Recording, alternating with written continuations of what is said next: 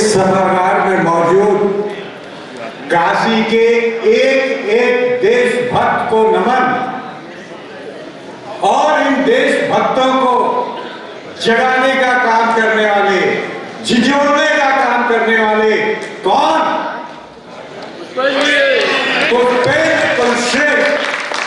आपसे सादर अनुरोध कृपया मंच पे आए और जो काम गति ने किया है जो उसको आगे बढ़ाएं।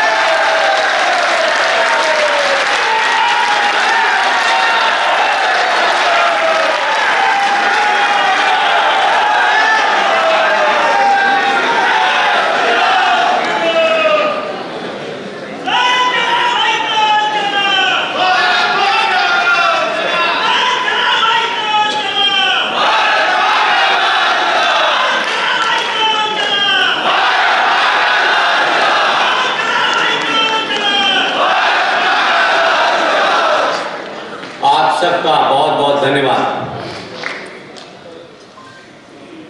इस हॉल की जो लोग भी व्यवस्था देख रहे हैं, मेरी उनसे विनती है, दरखास्त है, मेरे और काशी के लोगों के बीच में अंधेरे की आवश्यकता नहीं है।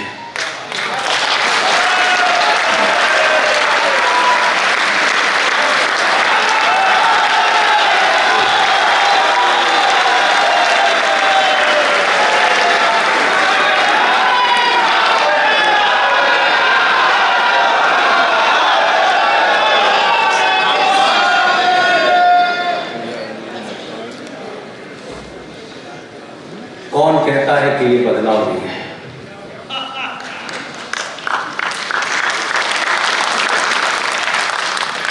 किसको इस बात की चिंता है कि हिंदुस्तान का सनातनी बदल नहीं सकता? 71 साल का एक नौजवान 25 साल के नौजवान से कह रहा है कि तू जनसंख्या नियंत्रण की चिंता मत कर, तू सिर्फ कर।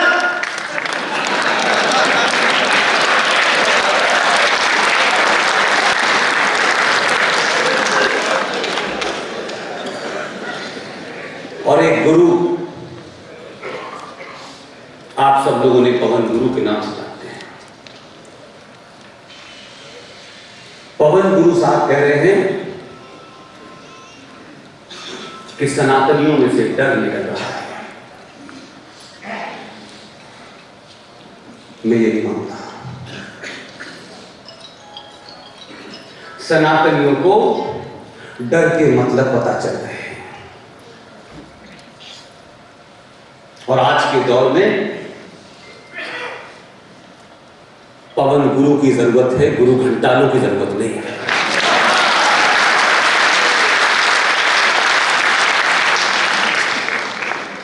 जो दिन में दिल्ली विश्वविद्यालय में पॉलिटिकल साइंस पढ़ाते हैं और गाजियाबाद में एक एकांत जगह में गुरुकुल खोल करके शास्त्र और शास्त्रों की विद्या देते हैं। इसलिए एक लंबे कालखंड के बाद ये जो भक्ति काल था हमारा, जब हमने संकटों से निपटने के लिए भक्ति का सहारा लिया, तमाम लोग आए, चाहे वो सूर हो, मीरा हो, तमाम लोग आए। हर कालखंड में अपने दुश्मनों से लड़ने के लिए आपने रास्ता निकाला, क्योंकि आपके पास उतने ही साधन थे। लेकिन भक्ति काल समाप्त हो चुका है। अब ये काल शक्ति के प्रदर्शन का है। बहुत सारे युद्ध जो दुनिया में लड़े गए, जीडी बख्शी के परिवार में उनके भाई ने 65 का युद्ध लड़ा, खुद जीडी बख्शी साहब ने 71 का युद्ध लड़ा, कर्नल आर.एस. सिंह साहब ने भी युद्ध लड़ा। युद्ध की एक प्रवृत्ति होती है, सरकारें चाहती हैं, सेना चाहती है प्रधानमंत्री चाहता है, जनरल चाहता है, कर्नल चाहता है। यह देश में पहला युद्ध है जब युद्ध यह चाहता है कि आप उसमें पार्टिसिपेट करें। आपको अपनी भूमिका तय करनी है। जीडी बख्शी साहब ने अपनी भूमिका तय की, पवन जी ने की, कश्मीर में अंकुर शर्मा जी ने की, सुशील पंडित जी ने की, कर्नल आर सिंह साहब ने की, कैप्टन सिकंदर ने की, विष्णु शंकर जैन ने की, और तमाम लोग इस देश में अपनी भूमिका तय कर चुके हैं। किसी ने मुझसे कुछ कहा नहीं, किसी ने उनको बताया नहीं कि आपको क्यों करना है, कब करना है, कैसे करना है। एक बात और भी कही पवन जी ने, 1947 कैसे हुआ?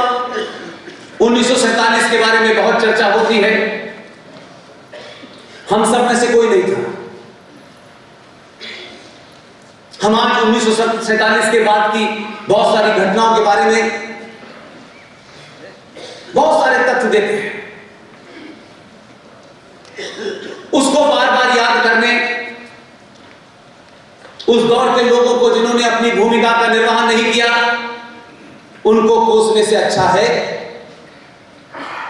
कि आपको इस सदी ने 2021 में एक मौका दिया है कि आप अपनी भूमिका तय करें। और ये इसलिए न तय करें कि आप भारत राष्ट्र पे कोई एहसान करने वाले हैं। कम से कम आप इसलिए अपनी भूमिका तय करें कि आज हम खड़े होकर के फूल वाले चाचा ने क्या किया, मक्का में पैदा होने वाले पहले जाहिर शिक्षा मंत्री ने क्या किया, हमारे बारे में हमारे जाने के बाद आज की पीढ़ियां ये कहें कि इन्होंने अपना काम किया था। यहां ये भी बात हुई कि अर्जुन से कहा कि तू युद्ध कर, तेरे अपने हैं तब भी कर। मैं सिर्फ उसमें एक ही लाइन जोड़ना चाहता हूं, अर्जुन तुझे युद्ध करना ही पड़ेगा, भले ही चाहे डीएनए तेरा बराबर वाले का भी एक ही हो।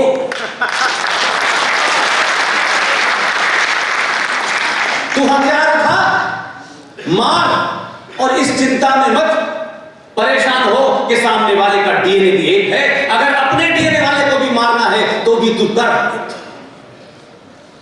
इसलिए बहुत सारी ताकतें अपने निजी स्वार्थ, निजी एजेंडे के लिए काम करती हैं। इस देश में बहुत सारे लोग ये कहते हैं कि 2014 पैदा हुआ। मैं कहता हूं 2014 पहले इसलिए पैदा हुआ कि आपने 700-800 साल के बाद यादव ठाकुर ब्राह्मण बनिया होने के अलावा सिर्फ 2014 से पहले अपने आप को सनातनी हिंदू समझा।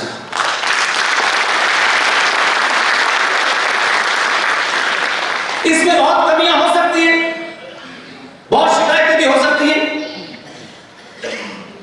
लेकिन इन शिकायतों के कहने, बोलने और चिल्लाने का समय नहीं है। बहुत लंबे कालखंड के बाद आपको अपने होने का एहसास हुआ है, आपको अपने पूर्वजों का एहसास हुआ है, आप कौन थे इसका एहसास हुआ है, आपको सही इतिहास जानने की जिज्ञासा पैदा हुई है, आपको अपने शत्रु का बोध हुआ है। इस लम्हे को, इस घड़ी को तरह तरह के जुमले और नारों से नष्ट होने मत दीजिए।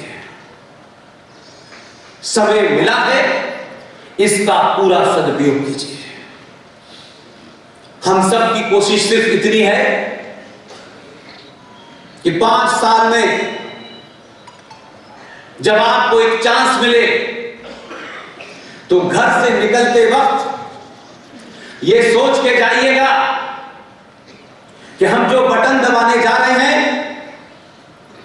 इससे हमें जीएसटी में छूट कितनी मिलेगी, इनकम टैक्स में स्लैब कितनी मिलेगी, पेट्रोल का भाव कितना है, प्याज का भाव कितना है, ये मुद्दे जब तक संसार में मनुष्य रहेगा चलते रहेंगे। बटन दबाने से पहले ये जरूर सोचिएगा, क्या आपको देश बचाना है, सरकार बचानी है या राष्ट्र बचाना है?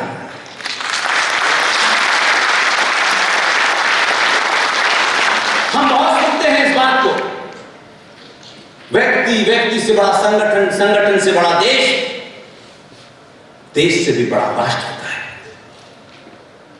व्यक्ति बहुत से आएंगे चले जाएंगे, चले गए, ऐसा नहीं है कि जो अभी आया वो जाएगा नहीं, लेकिन उसे अपनी मर्जी से नहीं आने दिया है तो अपनी मर्जी से जाने भी नहीं देंगे। इसलिए कोई ये कहे कि हम झोला लेके चले जाएंगे, जाने नहीं देंगे।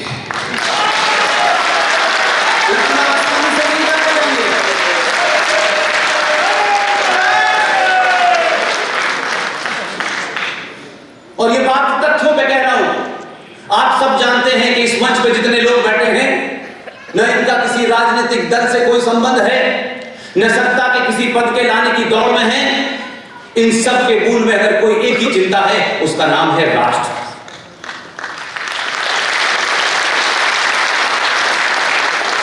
बहुत सारे युवा यहां बैठे हुए हैं। फिजिक्स में एक न्यूटन का लॉ है, बहुत लोगों ने सुना होगा। यहां इलाहाबाद विश्वविद्यालय से मेरी बहन मंजू तिवारी भी आई हुई है,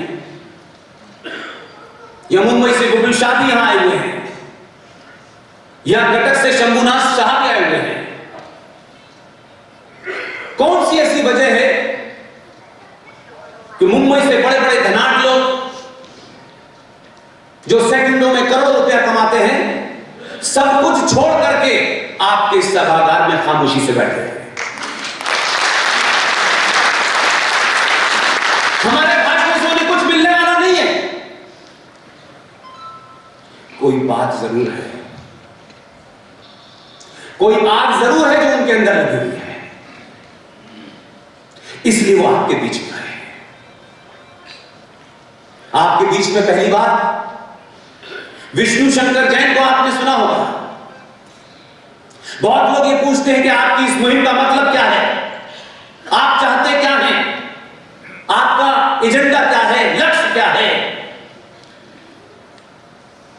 हम सबका लक्ष्य एक ही है कि मैं अपने चाहने से यहां नहीं खड़ा हूं। हम सब ने, और खासतौर से मैं अपने बारे में कह सकता हूं कि जो मैंने लिया है वो मुझे आगे बढ़ाना है। आपके मंच पे दो बुजुर्ग बैठे हैं, कर्नल आर सिंह साहब, मेजर जनरल जीडी बख्शी और प्रोफेसर पवन सिन्हा। आज आपको पता चला होगा कि मुझे किसने बिगाड़ा है।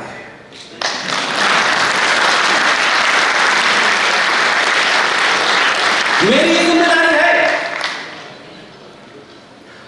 कि मैं इस किस्म के मंचों से जब मेरी आवाज धीरे पड़ने लगे, उससे पहले 1 करोड़ विष्णु शंकर, 1 करोड़ जीडी बख्शी, 1 करोड़ आर सिंह, सुशील पंडित, अंकुर शर्मा इस समाज में पैदा करें।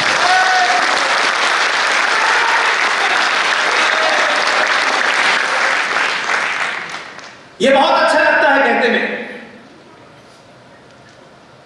कि एक विद्वान थे, उनके बाद कोई विद्वान पैदा ही नहीं हुआ। तेंदुलकर के बाद कोई तेंदुलकर नहीं पैदा हुआ, लता मंगेशकर के बाद कोई लता मंगेशकर नहीं पैदा हुई। इसमें किसका दोष है?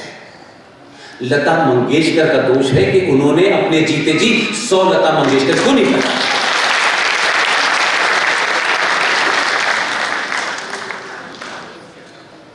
यहां यह भी कहा गया, टॉलरेंस की बात बताई गई। हम शब्दों को अपने मन मुताबिक न समझें। सहनशीलता और कायरता में जमीन आसमान का फर्क होता है। इसलिए एक बात उस रेफरेंस में कह करके कि एक मां जो दुनिया की सबसे बड़ी सच्चाई है, उसमें कोई डिबेट नहीं हो सकती। उसे एक शब्द में अगर आप, एक वर्ड में अगर आप परिभाषित करें तो दुनिया की सबसे बड़ी सच्चाई है मां। और वो जो मां जब बच्चा आंखें खोल के थोड़ा देखने लगता है, जिस भी पुरुष की तरफ उंगली उठा के कह देती है ये तेरा बाप है, बच्चा कभी प्रमाण पत्र नहीं मांगता। इसे विश्वास, इसका एक संदर्भ है। जिस भारत माता की जय के हम नारे लगाते हैं, जिसे आप कहते हैं ये 15 अगस्त 1947 को आजाद हुई, लाखों 11 से 20 लाख लोगों के हत्या के बाद ये 15 अगस्त 1947 आपको देखने को मिली। उस लहूलुहान भारत माता के सीने पर कुछ दलाल और चाटुकार बैठ गए।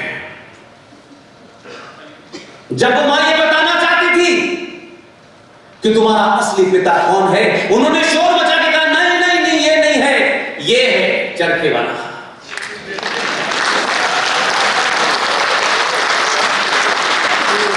अपने निजी जीवन में और राष्ट्र के जीवन में अगर आपको आपकी मां किसी गलत आदमी को पिता बता दे तो घर भी बर्बाद होता है और राष्ट्र भी बर्बाद होता है। ये बात एक संदर्भ में कहना चाहता हूं मैं। भले ही आज 70, 72, 75 साल होने वाले हो, हम जश्न मनाएं, लेकिन मैं इस बात से खुश हूं हमारी जनरेशन ने मेजर जनरल जीडी बख्शी के नेतृत्व में एक लड़ाई लड़ी।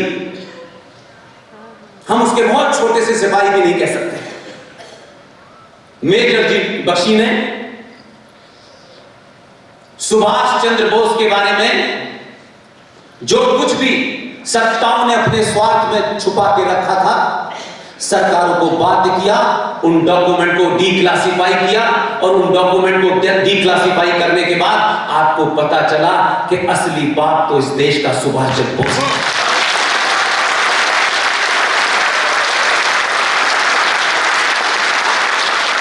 और जब आपको बात का पता चल गया तो आप बदल गए। और यही चेतना ने 2014 पैदा किया। इससे जो लोग साइंस की बहुत बात करते हैं उन्हें Newton's third law of motion पढ़ना चाहिए। और साइंस के साथ जो खिलवाड़ करता है वो 1400 साल पहले ऊंट की पीठ पे खड़े होकर खजूरी तोड़ते हैं बस।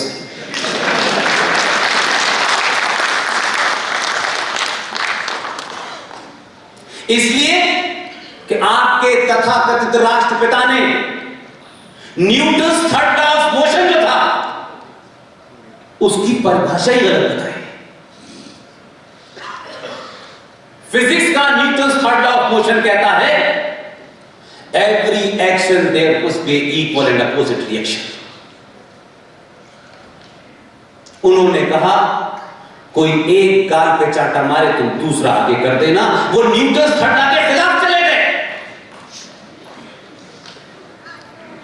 स्थिति इतनी जबरदस्त बदली कि 2014 में ऐसा चुना आपने जो Newton's third law of motion को कहता है एक साथ दोनों गालों पे मारो।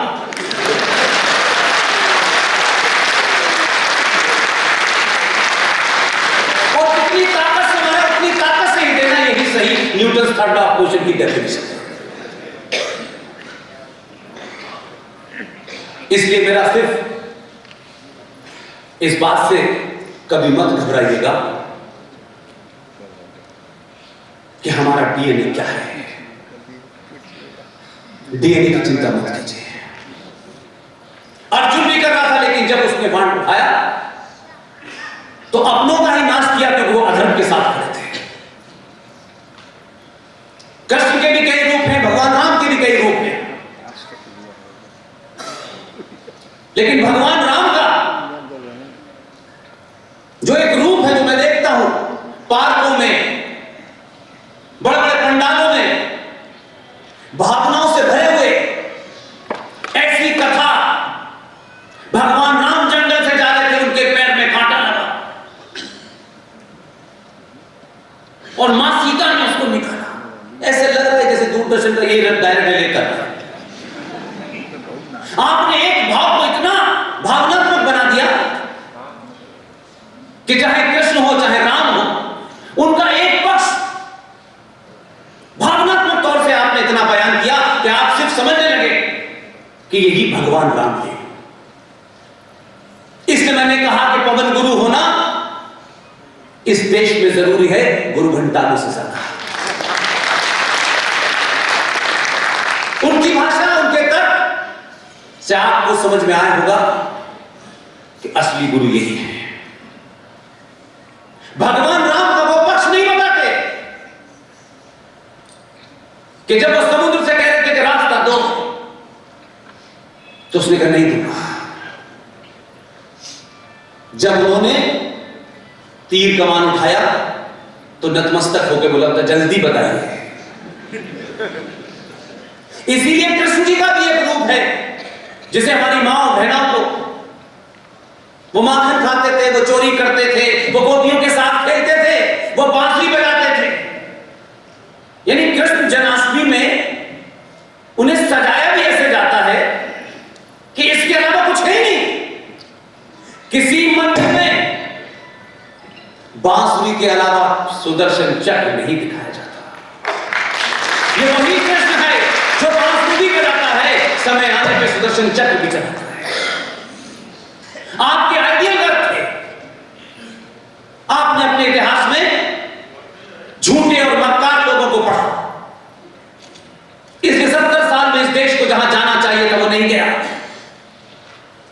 और इस देश के बहुसंख्यक समाज को धीरे धीरे हर तरीके से एक कायर समाज बना दिया जाए, एक डरपोक समाज बना दिया जाए, इसकी चौतरफा कोशिश की गई। और आपसे बार बार कहा नहीं, आप चिंता न करें, हम हैं, हम सब कुछ आपके लिए करेंगे। आपकी स्थिति ये कर दी है। एक कहानी है जो मेरी बहन ने मुझे सुनाई थी। एक सौतेली मां अपने सौतेले बच्चे को गोद में खिलाती थी। 5 साल का था तब भी गोद में खिलाती थी, 15 साल हुआ तब भी गोद में खिलाती थी। पूरे कॉलोनी और मोहल्ले की महिलाओं ने बड़ा ताज्जुब किया कि ये अजीब मां है, अपने सौतेले बच्चे से इसे इतना प्यार है, इतना बड़ा हो गया तब भी गोद में खिलाती है। लोगों ने पूछा कि भाई पता करो क्या बात है।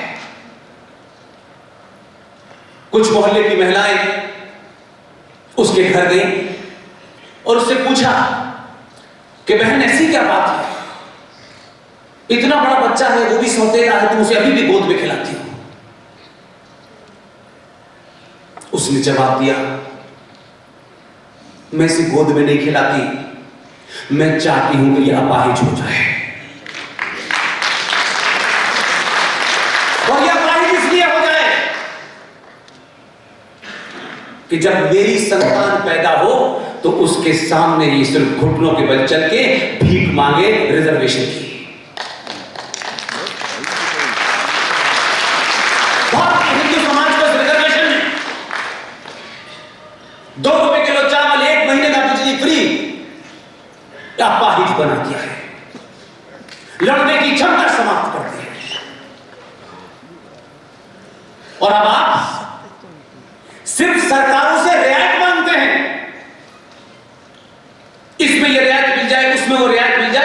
इसके अलावा आपका कोई एजेंडा नहीं है, हमारा कोई एजेंडा नहीं है। आपने 70 सालों में सरकार यही सोच के चुनी, ये क्या क्या हमें देने वाली है, हमारी जाति के कितने मंत्री बनेंगे, हमारे इलाके के कितने मंत्री बनेंगे। हमारा सरकार गठन में इससे ज्यादा बोली नहीं है, और बटन दबाने के बाद घर चले जाते हैं, सरकार करेगी जो करना है। एक जागरूक समाज, एक चेतन समाज सरकार को कुर्सी पर बैठने नहीं देता, और आप खामोश रहे। इसलिए इस देश में एक नहीं कई कानून ऐसे हैं। छोड़ दीजिए संविधान में क्या लिखा है, बाबा साहब अम्बेडकर के संविधान की चर्चा थोड़ी देर के लिए छोड़ दीजिए। औरंगजेब ने क्या किया वो भी छोड़ दीजिए, बाबर ने क्या किया ये भी छोड़ दीजिए। आजाद भारत की संसद में इतने कानून बने, मैंने इस पे चर्चा हिंदू सनातनी समाज में नहीं देखी। आपके विरुद्ध बने, आपको नष्ट करने के लिए बने, आपके अस्तित्व को समाप्त करने के लिए बने, लेकिन हमारा इससे क्या एजेंडा है, प्यास सस्ती हो जाए। इसी समाज ने दिल्ली के अंदर दिल्ली राज्य की एक सरकार इसलिए गिरा दी कि प्याज के दाम बढ़ गए। हम कहां से चले थे कहां आ गए। लेकिन बात करेंगे हम तो आचार्य चाणक्य की बात करेंगे, विष्णुगुप्त की बात करेंगे, और जब सही टाइम आएगा तो हम ऐसे लोगों को चुनेंगे कि भारत का एक प्रधानमंत्री एक अंतरराष्ट्रीय मीटिंग में सो गया, हमें शर्म नहीं आई। एक राष्ट्र के रूप में हम 150 करोड़ लोग हैं, हमारे यहां चुनाव होते हैं, हम कैसे लोगों को चुनते हैं भाई। और यह सिलसिला रुका नहीं। एक सरकार का विदेश मंत्री, यह मैं इसलिए कह रहा हूं कि जब आप अंतरराष्ट्रीय मीडिया में काम करते हैं, बाहर के लोगों से मिलते हैं, तो आपको पता चलता है कि लोग आपके बारे में क्या सोचते हैं। भारत का एक विदेश मंत्री यूएनओ की एक मीटिंग में जब उसकी बारी आई कि भारत के प्रधान विदेश मंत्री को अपना वक्तव्य देना है, उठे, मंच पे गए और वक्तव्य पढ़ना शुरू किया। आधा पन्ना पढ़ने के बाद विदेश मंत्रालय का एक सेक्रेटरी भागा, बोला आप पुर्तगाल का भाषण पढ़ रहे हैं, भारत का ये।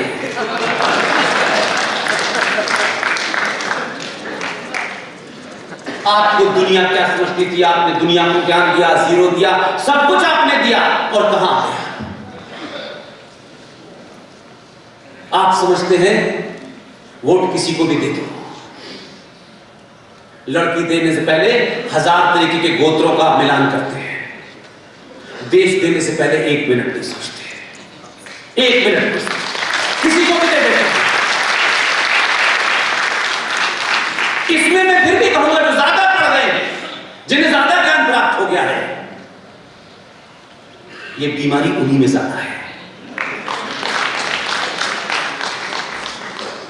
इसलिए आप आर.एस.एन. सिंह साहब की किताब भी देखते हैं, आर.एस.एन. सिंह साहब को पढ़ते भी हैं। आर.एस.एन. सिंह साहब की ससुराल बनारस है। कोई तो वजह है कि आर.एस.एन. सिंह साहब की इस किताब का बनारस में लोकार्पण क्यों हो रहा है। कौन दामाद है जो अपनी ससुराल में रौब गालिब नहीं करता। मैंने सुना है कि उनकी बेटी और उनकी श्रीमती यही इस हॉल में है। अगर वो कहीं है तो खड़े हो जाएं, लोग देखें कि आर.एस.एन. सिंह की असली ताकत कहां है। जहां भी हो वो खड़ी हो जाए।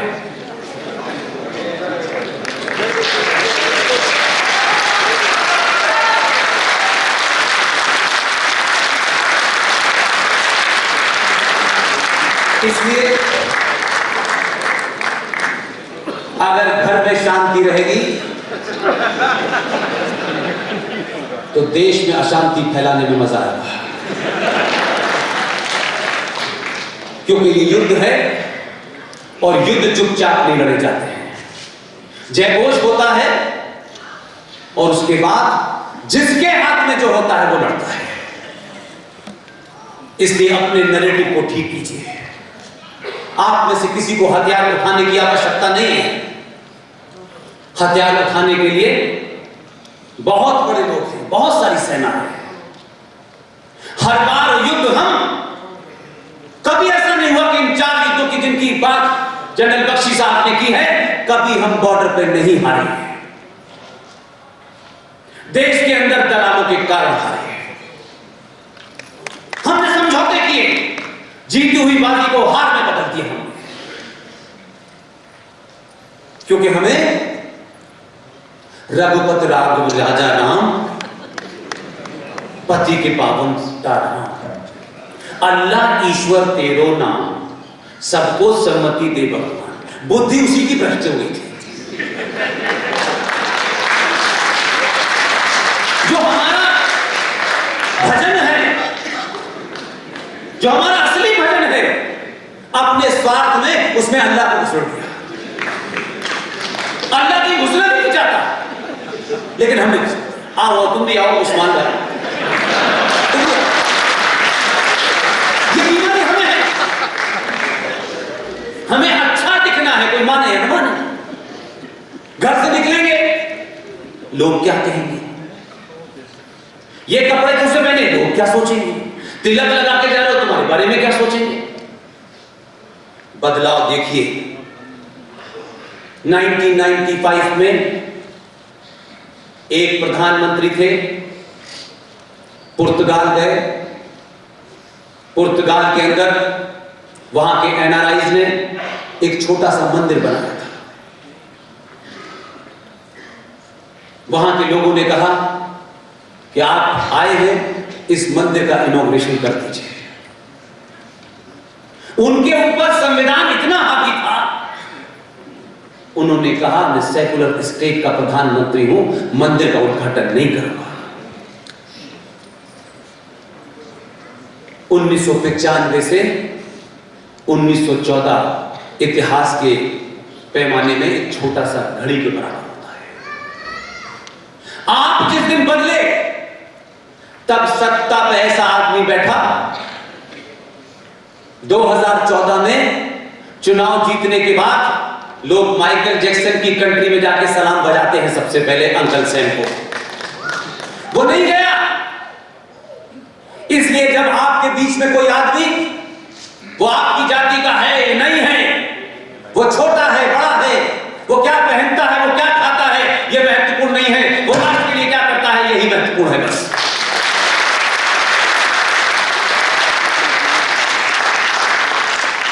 नेपाल के पशुपतिनाथ मंदिर में भारत का प्रधानमंत्री अंदर जाता है, बाहर निकल के आता है तो यह पहचानना मुश्किल होता है कि यह भारत का प्रधानमंत्री है या इस मंदिर का पुजारी है।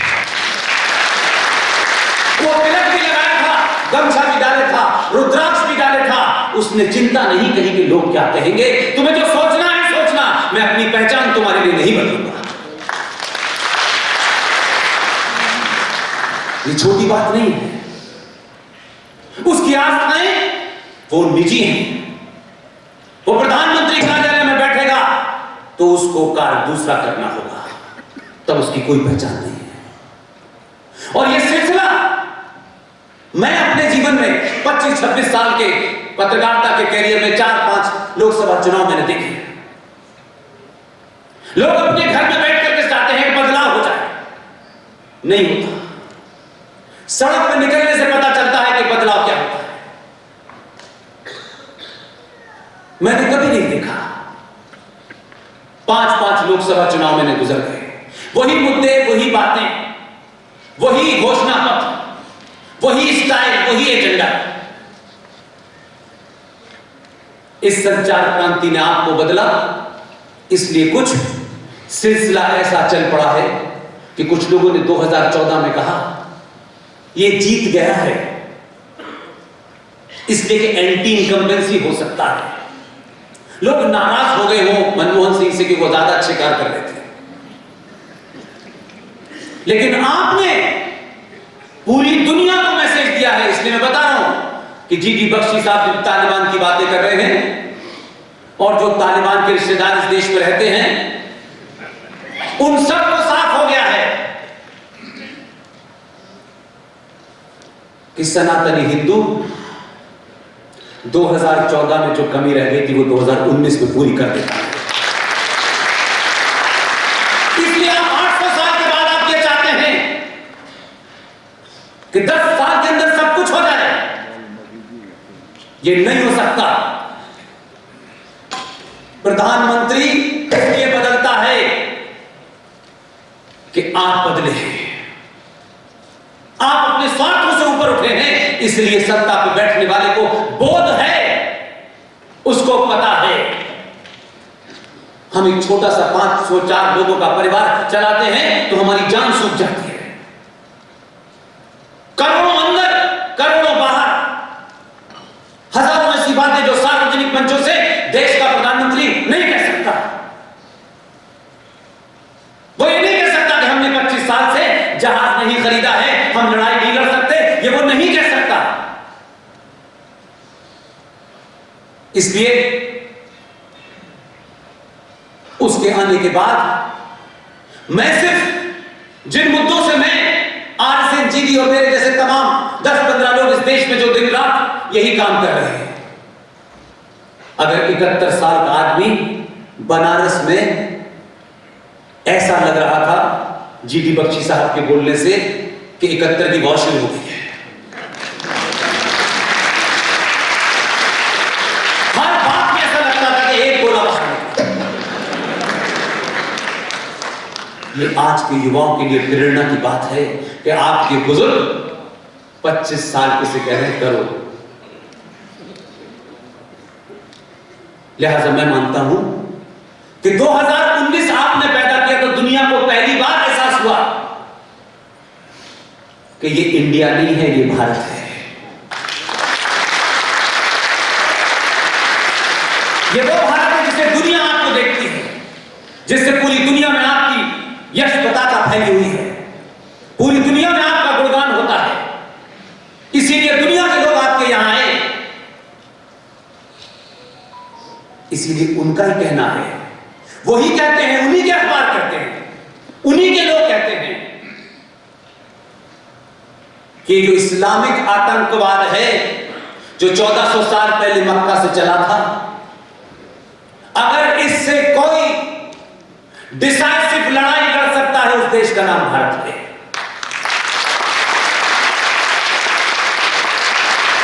इसलिए आप इस बात की चिंता न करें कि जब वो मंचों से कहता है सबका साथ, एक लाइन और जोड़ देता है जिसकी वजह से कभी कभी आप लोग नाराज हो जाते हैं। उसे किसी का विश्वास नहीं देता। वो आपसे कह रहा है आप पीछे तो खड़े रहिए, अभी तो बहुत सारी चीजें पलटने वाली हैं। मेरी और आपकी जिम्मेदारी है, ईमानदारी के साथ जिम्मेदारी है कि हम सत्ता की दौड़ में और सत्ता की पद में लाइन में न खड़े हों। विष्णु शंकर जैन मेरे छोटे भाई की तरह है। मैं इनको कभी नहीं जानता। आपने मथुरा में जो ईदगाह बना हुआ है उसकी एक अर्जी मथुरा के सिविल कोर्ट में थी। शाम को इंग्लिश के टेलीविजन पर डिबेट में बैठे थे। इनके तर्क, इनकी रेफरेंस, इनके फैक्ट, वो जो आया है हैदराबादी बिरयानी वाला, उसकी समझ ही में नहीं आया। एक जवाब विष्णु शंकर जैन के तर्कों पे नहीं दे पाया।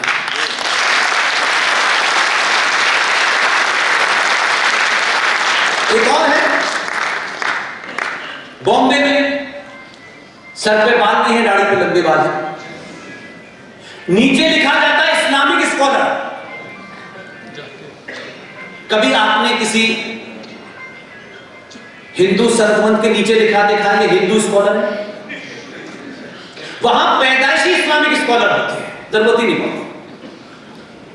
उस दिन मैंने जिस डिस्कशन में ये बैठे थे, मैंने उनको फोन किया, वो सब हमारे पुराने दोस्त थे।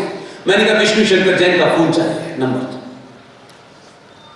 मैंने कोई काम नहीं किया, न मेरी हैसियत न मेरी ताकत। मैंने विष्णु शंकर जैन को जितने मेरे पास अच्छे शब्द हो सकते थे सब कहे। इनके मनोबल को बढ़ाया। मेरी हैसियत इतनी भी नहीं है कि मैं इनको चाय पिलाऊं। मैंने कहा आप पीछे मत हटिएगा, हम आपके साथ खड़े हैं। आप सब यहां जब इस तादाद में आते हैं तो आपकी तालियां, आपकी मौजूदगी हमारे अंदर 50 सभाएं करने की ताकत भर देती है।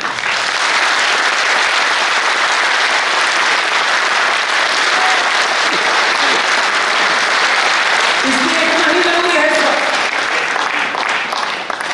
कि सनातनी हिंदू बिना डरे, बिना इस बात की चिंता करे कौन खुश होगा और कौन नहीं खुश होगा, सत्य बोलना भी शुरू कर देंगे तो जिनको डर लग रहा है, मैं कहता हूं ये और लगना चाहिए, क्योंकि ये डर अच्छा है।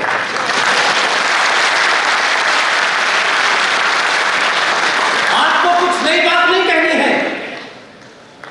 बदलाव की बहुत लोग बात करते हैं, जरा पलट के देखें। खुद अभी पवन सिंह ने कहा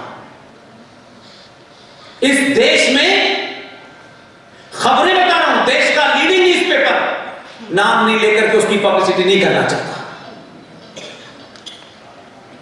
उसके फ्रंट पेज पर एक साधु का कैरिकेचर छपता है और नीचे लिखा जाता है a religious Guru raped in worship place. इतनी छोटी सी खबर थी।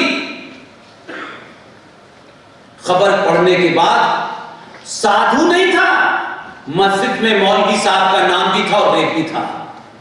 यह नैरेटिव था इस देश के अंदर। मुसलमान शब्द इस देश में बोलने से लोग डरते थे और हिंदू को गाली देना, सनातन को गाली देना इस देश में सेकुलरिज्म था। जीडी बख्शी साहब चैनलों पे 3-3, 4-4 घंटे ऐसे नहीं बैठते। ये उस जगह को खाली नहीं छोड़ते कि जिहादी आके बैठे। और उनको भी पता है कि जब तक जीडी और आरएसएन टेलीविजन पर बैठे हैं हमारी दाल गलने वाली नहीं है। उसका असर यह हो रहा है कि भारत में हिंदी मीडिया जो सिर्फ सरकारों की चापलूसी करता था, विज्ञापन कितने मिलेंगे इसलिए एक ही पन्ने पर 2 प्रतिबंधियों को एक साथ चिता देता था, इंग्लिश मीडिया का no no no no no no. आज की डेट में देश का अंग्रेजी का सबसे नंबर 1 चैनल सिर्फ एक आदमी ने तय किया कि मैं अपने एजेंडे से नहीं हटूंगा, चाहे मेरा चैनल को कम विज्ञापन मिले। यह एक्सपेरिमेंट हुआ। उस एक्सपेरिमेंट का नाम है रिपब्लिक भारत।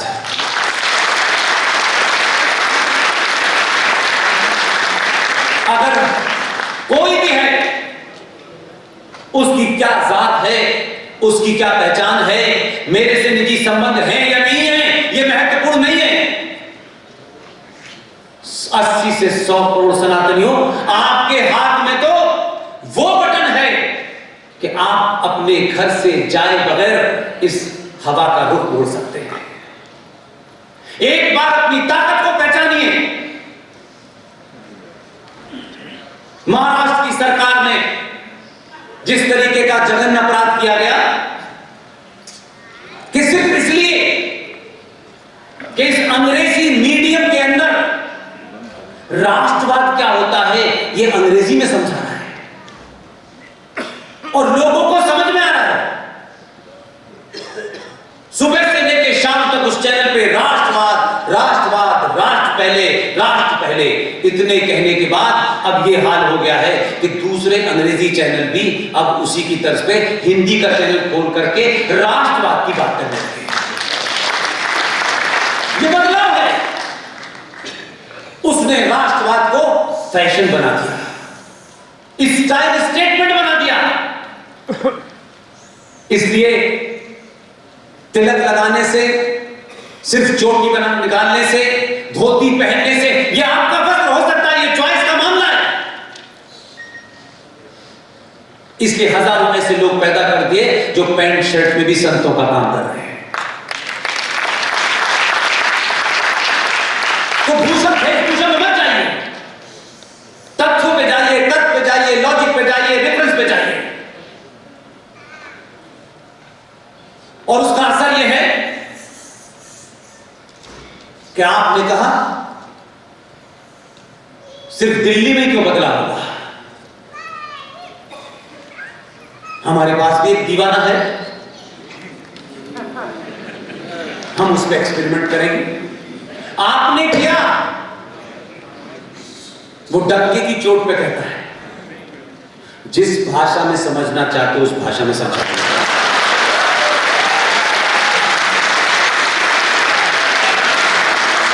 बहुत लोगों ने पूछा कि कितनी भाषाएं जानता है ये। मैंने कहा जरा बोल के देखो उसी भाषा में देखा चलो।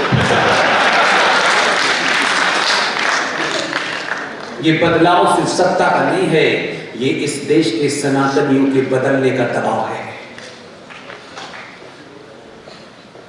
आप जो चाहते हैं सत्ता से वो करेगी सत्ता। सत्ता को एहसास तो कराइए। सत्ता पे जिस मकसद के लिए बैठाया है, अगर उसमें से कोई काम नहीं हुआ तो सवाल भी करेंगे और फिर दोबारा तुम्हें बैठाएंगे, और दोबारा तुमने नहीं किया तो दोबारा बैठाएंगे, तुम्हारे झूठ बोलने के सारे रास्ते बंद कर देंगे और तुम्हें करना है। इसलिए इस बदलाव को सिर्फ मेरे तेरे अपने अपने स्वार्थ में मत देखिए।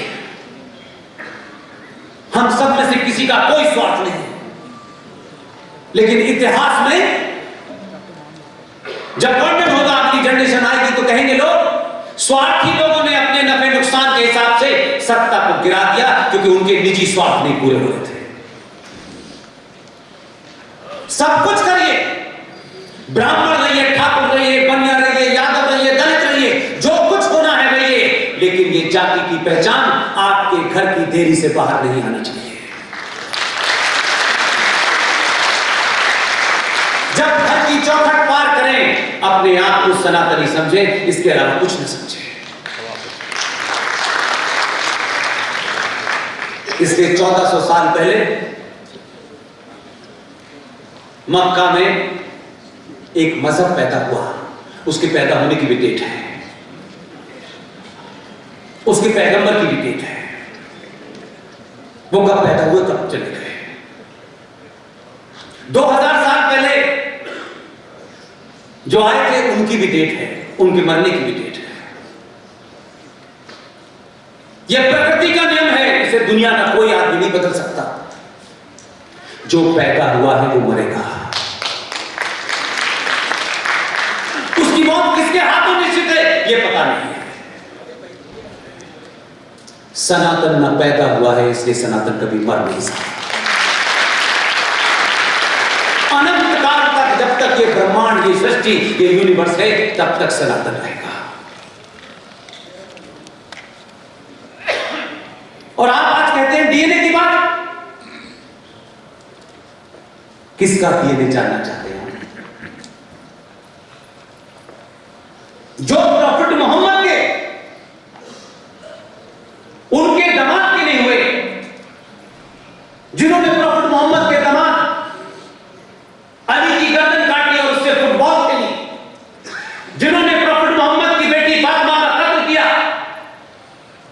जिन्होंने प्रॉफिट मोहम्मद के नवासों को करबला के मैदान में भूखा पैसा मारा, जो मोहम्मद के नहीं हुए वो आपके होंगे। ये किस भाईचारे की बात कर रहे हैं?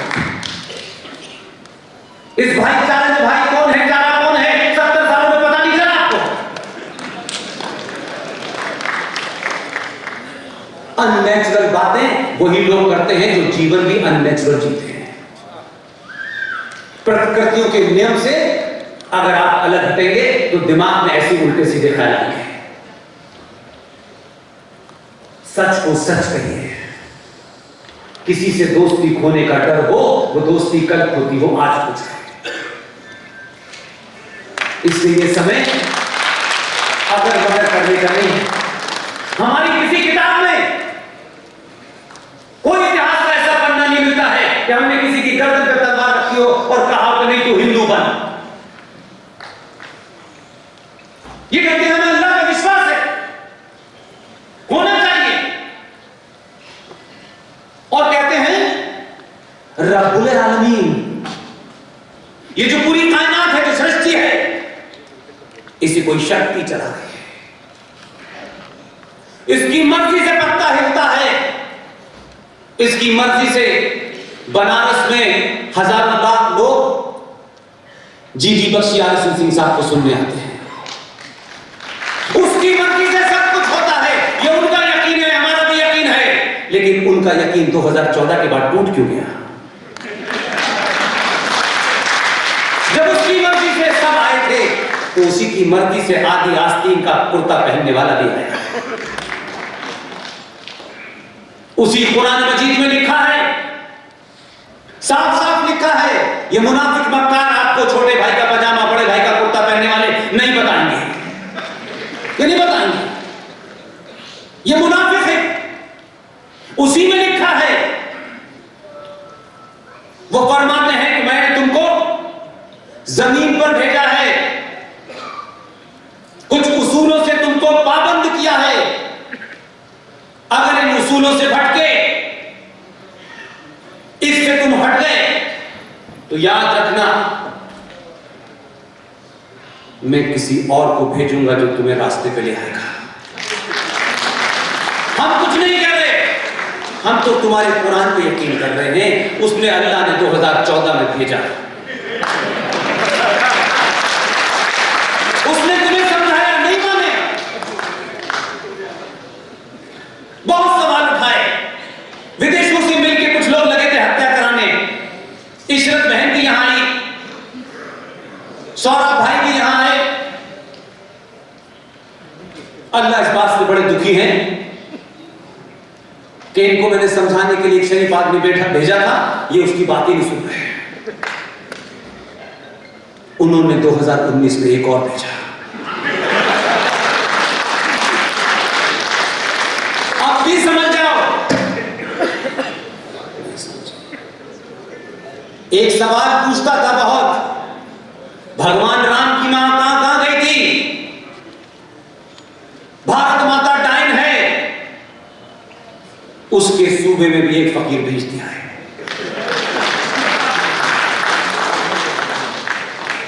इसलिए सत्ताओं के बदलने से पहले समाज का परिवर्तन जरूरी है। और आज पूरी ताकत लगी हुई है, ये दोबारा से ना आ जाएगा। ये समय किसी अगर मगर का नहीं है। मैं फिर कह रहा हूं, कोई राजनीतिक दल से संबंध नहीं है, इसलिए कि लगता है कि इस हालात में सिर्फ यही हमारे लिए आखिरी बात है। इसको उठाने के बाद फिर सवाल खड़े करिएगा, अपनी कुछ शिकायतें करते रहिएगा। शिकायतों का सिलसिला जब तक रहेगा, जब तक सृष्टि पे मनुष्य रहेगा। बेटे को भी बाप से शिकायत होती है, बेटे को मां से शिकायत होती है, लेकिन शिकायत से मां और बाप को बदला नहीं जा सकता।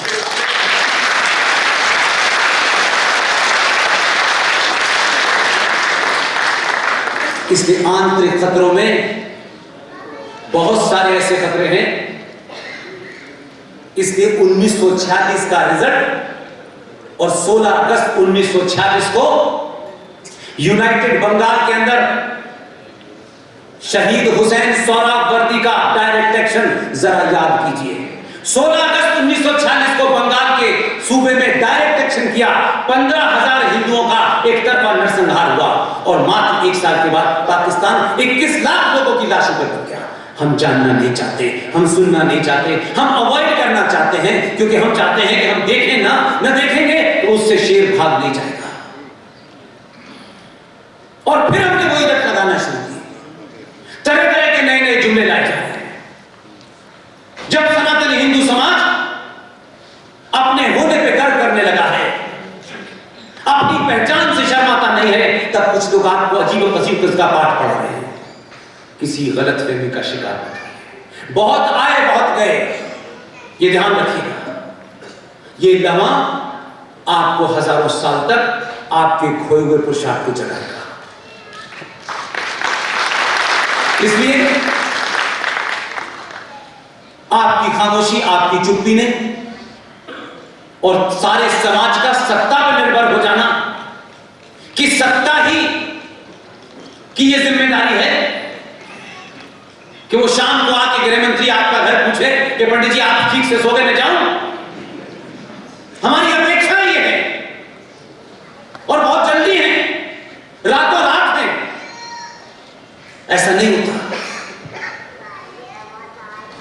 इसलिए आप जब सोए, जिसका जिक्र विष्णु शंकर जैन ने किया है, उनके बोलने से, बात करने से मैंने पहली बार किसी इस तरीके के मंच पे उनको बोलते देखा है।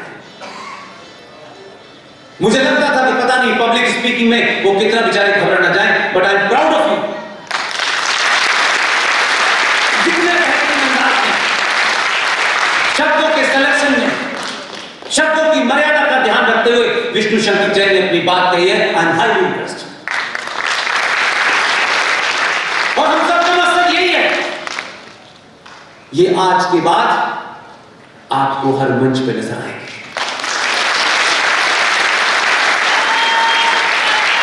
इनको लगता नहीं, सरकार से राज्यसभा की सीट नहीं चाहिए, कोई पद नहीं चाहिए इनको, इनके पिताजी को भी नहीं चाहिए था। और यही हम कह रहे हैं, ताकत अपने अंदर पैदा करो कि सत्ता तुम्हारी चौखट पे आके हर बार ये पूछे कि मुझे बताओ क्या करना है। ये सत्ताओं के पीछे भागना बंद कर दीजिए, अपनी शक्ति को पहचानिए।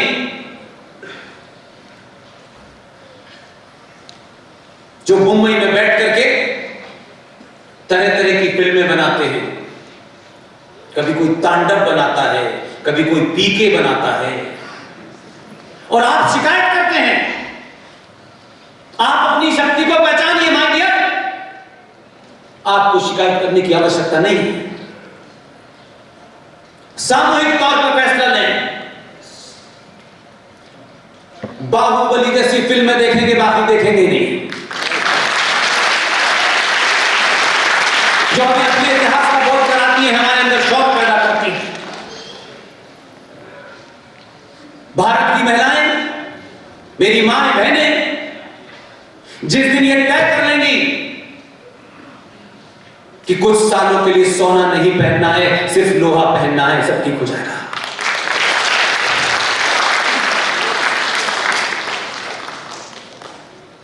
आप भजन गाइए, मेरी शिकायत है, सार्वजनिक मन से कह रहा हूं, मुझे किसी की चिंता नहीं होती।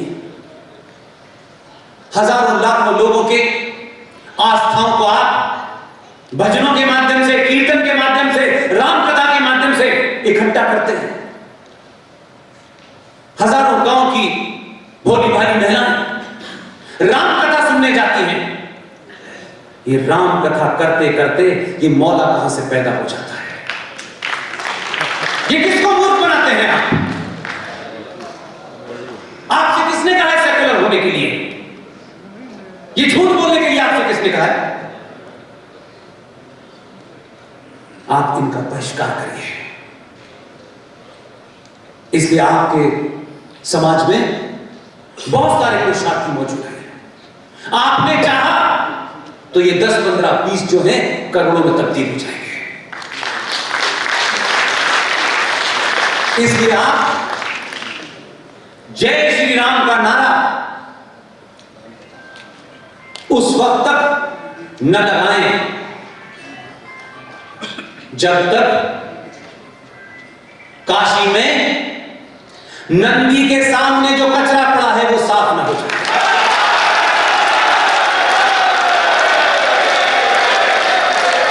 जगह जगह चौराहे चौराहे इसी बंगले के साथ, इसी जज्बे के साथ हर हर महादेव का इतना लगाएं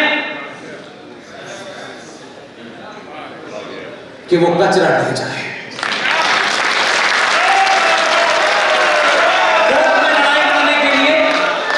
बहुत लोग मौजूद हैं। कोर्ट कचहरी से देश चलता है, राष्ट्र नहीं चलता। ये कोर्ट में मुकदमा कर दिया है, ये फैसला आएगा, 150 साल में एक मंदिर मिलेगा, 1.5 दिन में चाहिए। कोई गलतफहमी नहीं होनी चाहिए। एक बार भरोसा करके तो देखिए, आपने भरोसा किया, इसी देश की सर्वोच्च न्यायालय ने कई ऐसी पिटीशन भी सुनी जिसमें यह कहा गया भगवान राम तो है ही नहीं, लेकिन इतने मक्कार हैं वो, रामनवमी की 9 दिन की छुट्टी लेते हैं। छुट्टी के बाद कोर्ट में कहते राम पे चर्चा करेंगे। आइए, आपकी ताकत ने सत्ता का मिजाज साफ कर दिया और सत्ता पे दबाव था, तो सत्ता को जो खेल करना चाहिए था वो उसने किया। जैसा बोले 40 दिन में दूंगा, जल्दी देना चाहता, अभी देना चाहता। ये आपकी राष्ट्र की शक्ति है, ये आपकी शक्ति है। इसलिए अपने मुद्दों से मत भटकिए। 2 रुपए किलो चावल और जिन्होंने तलवार के जोर पे शलवार पहनी थी वो आपको डरा नहीं सकते। जिनके बाप दादाओं ने डर के शलवार पहन के भाग गए थे वो आपको डरा रहे हैं। आप अपने बाप दादा के बारे में बताइए कि जब नहीं डरे तो इन शलवार वालों से डरेंगे। ये डराएगा, इसलिए अपने होने पे गर्व कीजिए, शर्माइए मत। राजनीति, सत्ता, सरकार, न्यायपालिका, पुलिस राष्ट्र के एक हिस्सा है जिसे आप देश कहते हैं, उसका छोटे छोटे इंस्टीट्यूशन है, ये सब कुछ नहीं है। इसलिए देश सुरक्षित है। जो जीडी बख्शी साहब कह रहे हैं वो देश की बात करते नहीं है, वो राष्ट्र की बात करते हैं, क्योंकि देश एक भूमि का टुकड़ा है, उसकी रक्षा के लिए सेना लगी हुई है। और बताइए कोई ऐसा समय आया हो कि भारतीय सेनाओं ने देश की 1 इंच जमीन किसी को लेने दी हो। यह बात अलग है कि उन्होंने जीती, दलाल नेताओं ने शिमला में बैठ के वो वापस। इसलिए देश खतरे में नहीं है, राष्ट्र खतरे में है। राष्ट्र मेरी आस्थाओं से, मेरे परंपराओं से चलेगा, मेरी मान्यताओं से चलेगा। एक कायर और डरपोक समाज जब सब कुछ सत्ता से चाहता है तो सत्ता उस कायर समाज को जानती है कि ये 100 करोड़ लोगों की भीड़ है, किसी का कुछ बिगाड़ नहीं सकती। अभी आपको समझा रहे थे विष्णु भाई कि एक मामले में तो आपको अपील की परमिशन ही नहीं है और दूसरे मामले में वो कहीं तक जा सकते हैं। मैं आपको एक छोटा सा किस्सा बता रहा हूं। जो समाज गिनती में कम है, नंबर में कम है, उनकी सामूहिक शक्ति को पहचानिए। जरूरी नहीं है कि सब कुछ आप सीखेंगे, कभी कभी शत्रु से भी सीखना चाहिए। दिल्ली के अंदर एकमात्र भारत में ईमानदार मुसलमान है। ये कंट्राडिक्टी लग रहा होगा आपको, ये विरोधाभास लग रहा होगा आपको। जो ये कहता है कि मैं बुखारा से आया था, उसका नाम है अहमद बुखारी, जामा मस्जिद का इमाम है।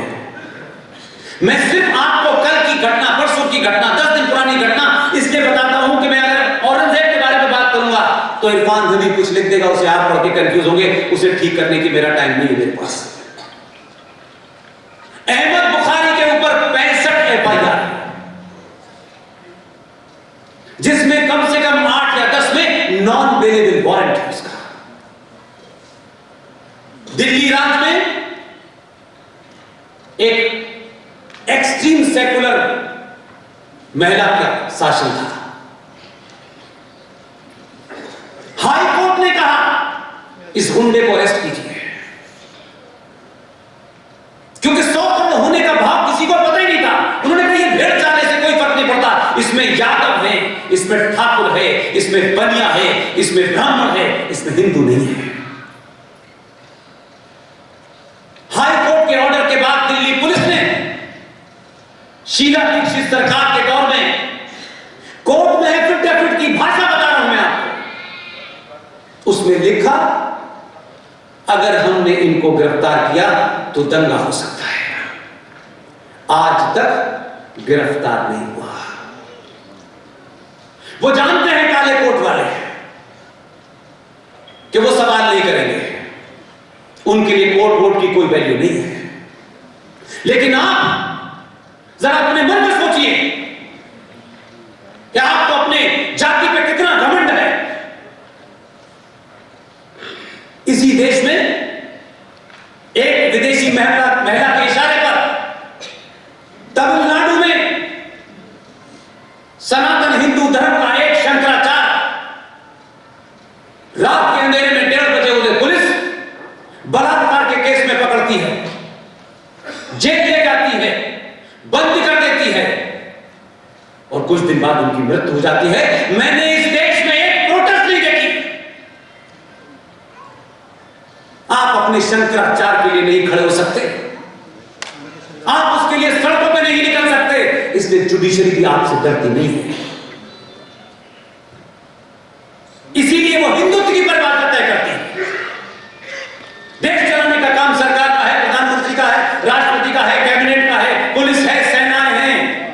राष्ट्र में अगर धर्म की कोई भी परिभाषा बतानी है, किसी मान्यता परंपराओं को सही तरीके से रखना है, उसमें कोई अमेंडमेंट करना है, तो उसका राजा सिर्फ शंकराचार्य है और कोई नहीं हो सकता। काला कोट पहनने से अकल ज्यादा आ जाती है, ऐसा कहीं नहीं लिखा। राफेल पे भी एक्सपर्ट, जलीकट्टू पे भी एक्सपर्ट, जेंडर जस्टिस पे भी एक्सपर्ट। जहां कहा कि थोड़ा सा मस्जिद पे भी एक्सपर्ट हो जाओ तो बोले नहीं नहीं नहीं, मस्जिद में जेंडर जस्टिस हुआ तो हमारे साथ जस्टिस नहीं हुआ। इसे कहते हैं आपकी सामूहिक शक्ति का डर। इसलिए आपने जब पब्लिक डिमॉन्स्ट्रेट किया, अपनी उस अभिव्यक्ति को बताया, आपने ये नहीं पूछा कि सत्ता के शीर्ष पे उसकी जाति क्या है। बार बार लोग कहते हैं हिंदू इंटॉलरेंट हो गया, इंटॉलरेंट हो गया, और ये कहते हैं आप अपोलोजिस्टिक हो जाते हैं। लोग नहीं समझ पाए, किसी ने नहीं समझा। विदेश के एक सबसे बड़े अखबार में लिखा, उसने उस सरल भाषा में लिखा, आप पढ़ते नहीं हैं, बाहर कौन सा फैशन है ये तो पता है आपको। उसने लिखा 2014 में पहली बार भारतीय सरकार बनी है। वो आपसे ज्यादा आपके बारे में जानता है, इसलिए आप शायद कंफ्यूजन में हैं। वो ऐसा था, वैसा था, ये था, वो था, और यही दबाव, ये सिलसिला इस देश में चल पड़ा है। जो भी ताकतें वो कितनी मजबूत हैं मैं नहीं जानता, लेकिन फिर भी उनकी गिनती 2, 3, 4 करोड़ होगी, 100 करोड़ नहीं है।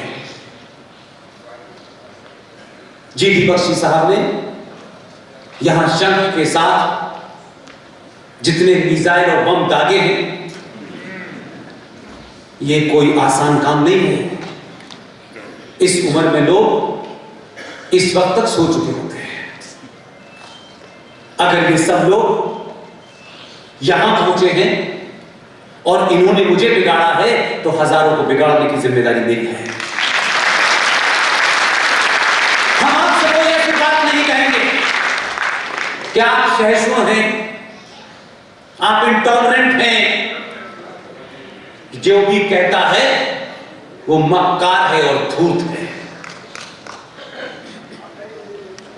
हम टॉलरेंट और इंटॉलरेंट में कंफ्यूजन कर रहे हैं। देश का प्रधानमंत्री कहता है कि हमें गंदगी के प्रति इंटॉलरेंट रहना है। इसमें क्या बुरी बात कही? क्या पूरा घर अपने घर में बनाते हैं?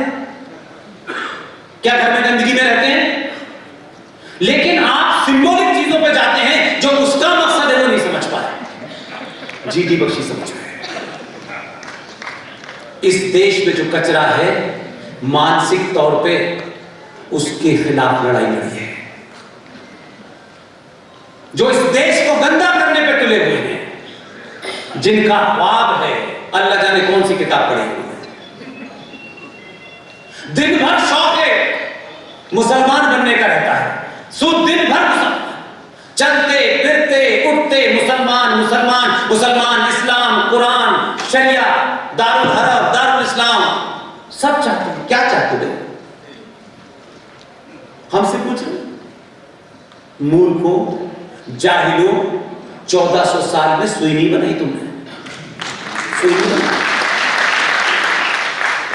और हमसे कर रहे हो क्या? काफिरों से। ये यहूदी भी काफिर हैं कि हिंदू भी काफिर हैं। वो जो ज्ञान देने अफगानिस्तान में, उसी काफिर की गन से लड़ रहे हैं, खुद से गन नहीं बनाई जाती। खुद इतने अक्लमंद है कि 2021 में हवाई जहाज के परों को लटक गए, उनका इसी में चले जाए। ऐसा लगता है 1400 साल पहले खजूर तोड़ने की बीमारी भी तक नहीं। हमसे सवाल कर रहे हो यार। हमने अगर सवाल का जवाब पूछ लिया तो बड़ी शर्मिंदगी होगी कि नहीं? हमें अपने अल्लाह पर, उसे आप अल्लाह कह लें, मैं उसे ईश्वर कहता हूं, उस पर पूरा यकीन है कि उसने जैसा बनाया है, कुछ सोच के आंख कहीं लगाई है, नाक कहीं लगाई है, उंगलियां इतनी बनाई है, ये सोच समझ के किया है। जैसा बनाया है वैसे ही वापस जाते हैं। इनसे पूछिए, हमने देखी ने बनाई होगी तो मुसलमान न होते।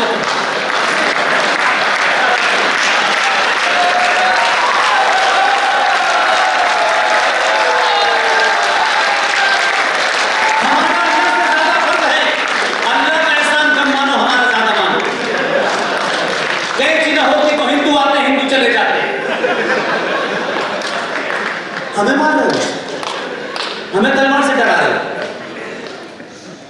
इसलिए ये डर अगले 1000 साल तक रहना चाहिए, गली गली मोहल्ले रहना चाहिए, और ये भाई और चारा नहीं हो सकता। इसमें कोई कंफ्यूजन नहीं रहना चाहिए।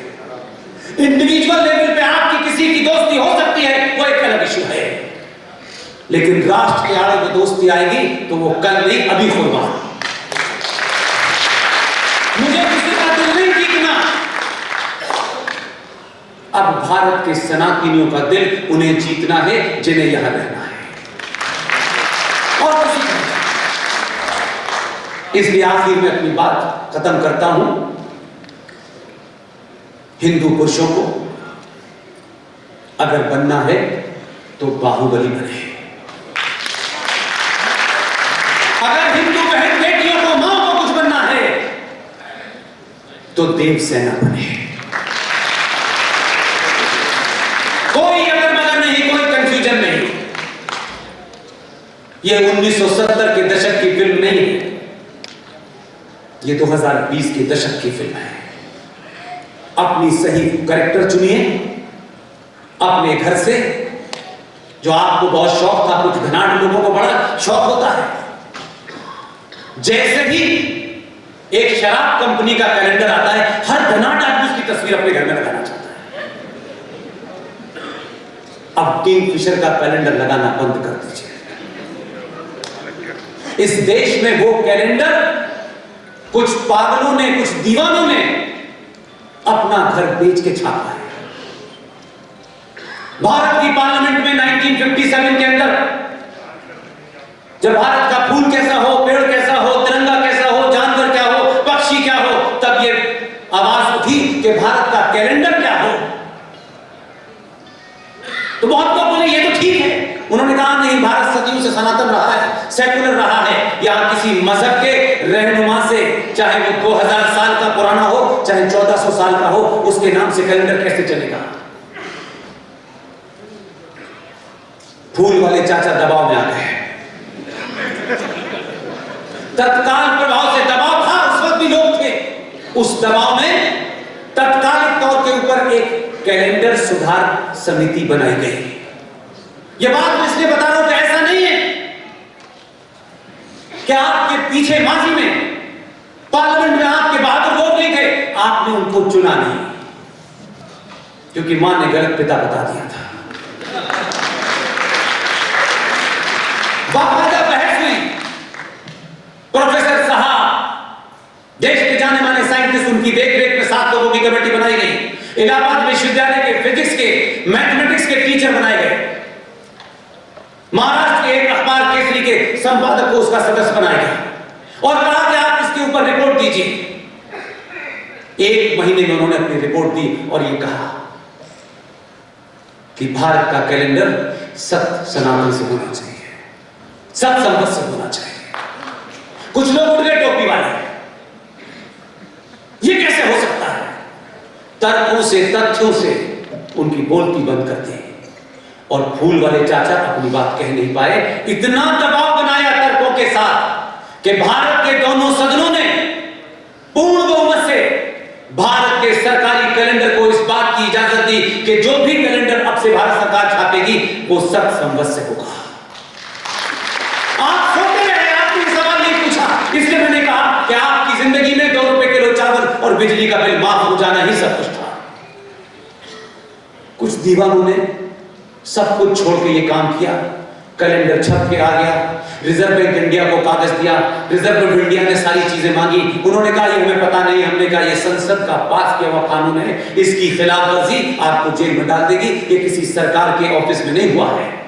उन्होंने सारे रिकॉर्ड निकाले, देश में सर्कुलेशन जारी कर दिया सारे बैंक को कि अब से जो भी चेक अगर सत्य संबंध की डेट का होगा आपको एक्सेप्ट करना पड़ेगा, अपने कंप्यूटर में इसकी डेट बदल लीजिए, नहीं तो जेल जाना पड़ेगा। लेकिन आप कहते हैं कि कहने से क्या होता है। मैं बताता हूं कहने से क्या होता है। सरकार कब मानेगी नहीं मानेगी मुझे नहीं पता। मैं इस इंतजार नहीं करता कि ये बात कहा है तो सरकार कब मानेगी, इसके लिए धरना देकर आपने काम कर दिया। तथ्यों पे आप बात कर रहे हैं, आपका अपना कोई निजी उसमें स्वार्थ नहीं है, तो आप एक काम तो कर सकते हैं कि 2020 में जो संचार क्रांति है इसका फायदा उठाएं। अपनी बात को चौराहे चौराहे, गली गली जोर से बोले, तथ्यों के साथ बोले, शालीन भाषा में बोले। बोलना शुरू किया, करते रहे। इस बोलने का फर्क आपको इसलिए बताता हूं कि अगर आप 100 करोड़ लोग भी हैं तो एक बार 100 करोड़ लोग मिलके एक बार तय कर लें कि या तो शाम के 10 बजे या सुबह के 10 बजे या शाम के 10 बजे। लता मंगेशकर की आवाज में, वीर रस में जो वंदे मातरम गाया गया है, अब उसका एक बार सार्वजनिक मंचों से उसका उद्घोष हुआ। और ये बात बोलते बोलते मुझे 4-5 साल हो गए, पूरी टीम को हो गए। आपकी आवाज सुनी जाती है अगर आपका उसमें निजी स्वार्थ नहीं है तो। देश के प्रधानमंत्री ने खिलाड़ियों को चिट्ठी लिखी है, उस चिट्ठी पे सत्य संबंध की डेट पड़ी है। इतनी अपनी सामूहिक शक्ति को पहचानिए, अपने स्वार्थों से ऊपर उठिए। कई सौ सालों के बाद मौका मिला है, इसे जाने मत दीजिएगा। इसलिए प्लेसेस ऑफ वर्शिप एक्ट 1991, जिसकी लड़ाई विष्णु शंकर जैन लड़ रहे हैं, इन जैसे लोगों के साथ बैठ करके कुछ तथ्यों की जानकारी हुई है। मैं आप सबको एक काम देके जाता हूं, अगर आपका इस मंच में जितने लोग भी बैठे हैं, अगर सबके प्रति 1% भी कोई भरोसा है तो मुझे यकीन दिलाइए कि आप इस बात को तथ्यों के साथ कम से कम 10 लोगों को बताएंगे। ये 10 लोगों को बताएंगे। आप सिर्फ इतना ही करना है आपको। समय कम है इसलिए आपको बताना है। और कहते हैं strike by iron is hot. Ram Mandir बन गया। प्लेसेस ऑफ वर्शिप एक्ट 1991 जब बन रहा था तो यह कहा गया कि 15 अगस्त 1947 को इस्लामिक जिहादी आक्रांताओं ने जो 30,000 से ज्यादा मंदिर तोड़े हैं, उसमें से सिर्फ अयोध्या को निकाल देते हैं और बाकी को हम मोरेटोरियम कर देते हैं कि जो 15 अगस्त 1947 को उनका स्टेटस था वो यथा स्थिति रहेगी। अब इसका बहाना लोग लेते हैं, सत्ताएं लेती होंगी। सत्ताओं के बारे में एक गलतफहमी अपने दिमाग से निकाल दीजिए कि सत्ता पर बैठने से ज्ञान का कोई संबंध नहीं है। ज्ञान अलग चीज है और कुर्सी अलग चीज है। ये दो अलग अलग चीजें हैं। अगर समाज जागरूक होता है तो सत्ताओं तक अपनी बात पहुंचाने का तरीका आपको आना चाहिए। भारत का संविधान एक धारा के तहत 254 ब्रैकेट में 2, अगर यहां कोई लीगल बैठे हो तो ध्यान दें इस बात पे, 254 ब्रैकेट में 2 ये धारा इस बात की आपको इजाजत देती है कि अगर केंद्र ने कोई ऐसी चीज पास कर दी है जो आप अपने राज्य में नहीं चाहते हैं। प्लेसेस ऑफ वर्शिप एक्ट 1991 पूरे देश में लागू है,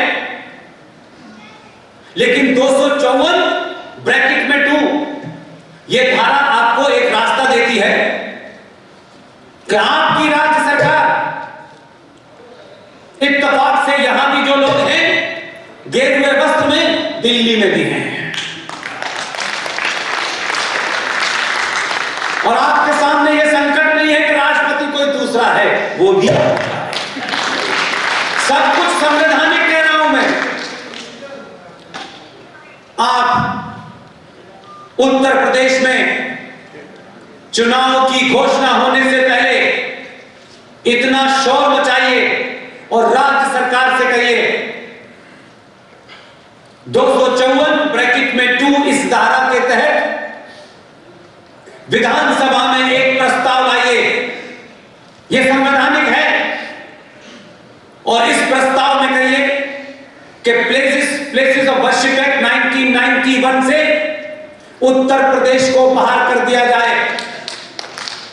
इस प्रस्ताव को आपकी राज्य सरकार पास करेगी और उस पे जैसे ही राष्ट्रपति के साइन होंगे, प्लेसेस ऑफ वर्शिप एक्ट के माध्यम से ये जो काशी में नंदी के सामने कचरा है, ये मथुरा में चोरी और सीनाजोरी और बदकारी और लूट के साथ ईदगाह मस्जिद बनाई गई है, प्लेसेस ऑफ वर्शिप एक्ट के तहत कोई 100 से ज्यादा मंदिर उत्तर प्रदेश में हैं, तत्काल प्रभाव से वो नलिफाइड हो जाएगी। आपको इन मंदिरों को तत्काल प्रकार से अपने मंदिरों की ओरिजिनल लाने में कोई रोक नहीं सकता। सरकार के पास यह रास्ता नहीं होगा कि ये प्लेसेस ऑफ वर्शिप एक्ट 1991 में बना था, हम कुछ नहीं कर सकते। अगर सरकार का कानून मंत्री नहीं बता पा रहा है तो विष्णु शंकर से पूछिए। ये रास्ते से बात खत्म हो जाएगी, ये लंबा झगड़ा न चलाएं और ये एग्रीमेंट न करें। ये एग्रीमेंट करने की बीमारी छोड़ दें। 24 कैरेट का इस पे कोई समझौता नहीं होगा और इस पूरे काशी के हिस्से में वो जो कचरा है वो दोबारा नजर नहीं आना चाहिए। इसलिए सरकारों की तो समझ में आती है, हमारे यहां तो कोर्ट भी अब सेकुलर हो गई है। आप अयोध्या में एक फैसला देते हैं, ये देते हैं कि ये जगह एक इस्लामिक आतंकवादी ने, एक आक्रामदा ने तोड़ी और यहां एक मस्जिद बना दी। आपने फैसले में दिया कि यहां मंदिर बनेगा, लेकिन बाबर तो 5 किलोमीटर दूर फिर जिंदा हो गया। ये कौन सी जमीन आपने दी?